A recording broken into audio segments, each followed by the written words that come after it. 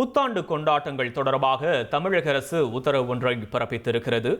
மதுபானம் அருந்தும் இடத்திற்கு குழந்தைகளை அழைத்து சென்றால் நடவடிக்கை எடுக்கப்படும் என்று தமிழக அரசு தற்போது உத்தரவு பிறப்பித்திருக்கிறது. மதுபானம் அருந்தும் இடத்திற்கு குழந்தைகளை அழைத்து சென்றால் கடும் நடவடிக்கை எடுக்க சென்னை உயர்நீதிமன்றம் தற்போது உத்தரவு பிறப்பித்திருக்கிறது. தமிழ்நாடு அரசுக்கு உத்தரவு பிறப்பிக்கப்பட்டிருக்கிறது. விவரங்களை செய்தியாளர் சுரேஷ் வழங்க கேட்போம். சுரேஷ், வணக்கம். நீதிமன்றத்தின் உத்தரவு குறித்த விவரங்கள். வணக்கம்.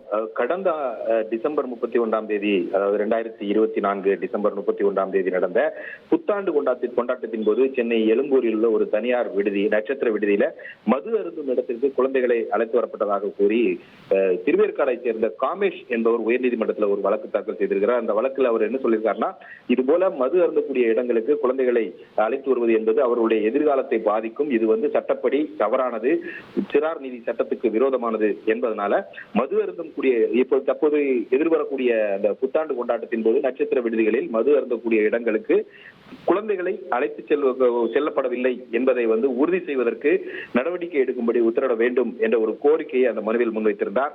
இந்த வழக்கை விசாரித்த தலைமை நீதிபதி MM ஸ்ரீவஸ்தவா மற்றும் நீதிபதி அருள்முருகன் அடங்கிய அமர்வு எதிர்வரக்கூடிய அந்த புத்தாண்டு கொண்டாட்டத்தின் போது நட்சத்திர விடுதிகள் மற்றும் உணவு விடுதிகளில் மதுபானம் அருந்தக்கூடிய இடங்களுக்கு குழந்தைகள் அழைத்து செல்வதாக புகார்கள் ஏதேனும் வந்தால் உடனடியாக விசாரணை நடத்தி நடவடிக்கை எடுக்க வேண்டும் என்று அரசு அதிகாரிகளுக்கு உத்தரவிட்டு இந்த வழக்கை முடித்து வைத்திருக்கிறார்கள்.